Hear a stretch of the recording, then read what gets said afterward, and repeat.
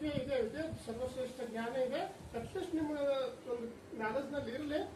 ಇದು ಏನಪ್ಪಾ ಅಂದ್ರೆ ಒಂದಿನ ನೀವು ಸತ್ಸಂಗದಲ್ಲಿದ್ದರೆ, ಗುರುವಿನ ಸಮೀಪದಲ್ಲಿದ್ದರೆ, ಗುರುವಿನ ಮಾರ್ಗದರ್ಶನದಲ್ಲಿದ್ದರೆ, ಗುರುವಿನ ಸಂಪರ್ಕದಲ್ಲಿದ್ದರೆ ನಿಮಗೆ ಈ ಜ್ಞಾನ ಅನ್ನೋದು ಏನಾಗ್ತದೆ, ನಿಮ್ಮ ಒಂದು ಜೀವನದ ಅನುಭವವಾಗಿರ್ತದೆ.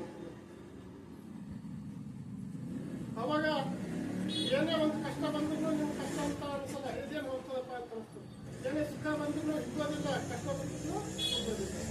ಇದೇ ಒಂದು ಜೀವನದಲ್ಲಿ ನಾವು ಕಲಿಬೇಕಾಗಿರೋದು, ಇದನ್ನೇ ಕಲಿಬೇಕಾಗಿರೋದು. ಇದನ್ನ ಏನಂತ ಕರೀತಾರೆ, ಸಮತೆ ಅಂತ ಕರೀತಾರೆ. ಸಮತೆ, ಸಮವಾಗಿರೋದು. ಇದು ಸಮತೆ ಯಾರು ಕರೀತಾರೋ ಅವ್ರ ಜೀವನದಲ್ಲಿ ಸಾಧನೆ ಮಾಡೋದು. ಏನೇ ಒಂದು ನೀವು ವರ್ಲ್ಡ್ ಕಪ್ ಗೆದ್ದಿರಿ, ಏನೇ ಒಂದು ಫಿಲ್ಮ್ನಾಗ ಏನೇ ಒಂದು ಪ್ರೈಸ್ ಗೆದ್ದಿರಿ, ಏನು ಗೆದ್ರೂ ಅದು ಪ್ರೈಸ್ ಅದು ಸ್ವಲ್ಪ ಸಮಯಕ್ಕೆ ಆಗಿ. ಇದು ಏನಿದೆ ಸಮತೆ ಅನ್ನೋದು ಕಲಿತರೆ ಅದು ದೊಡ್ಡ ಸಾಧನೆ. ಅಂತ ಸಾಧನೆ ನೀವು ಎಲ್ಲರೂ ಮಾಡಬೇಕು. ಏನು ಸಮತೆ ಇದೆಲ್ಲ ಇದ್ದರೆ ಏನಿಲ್ಲ.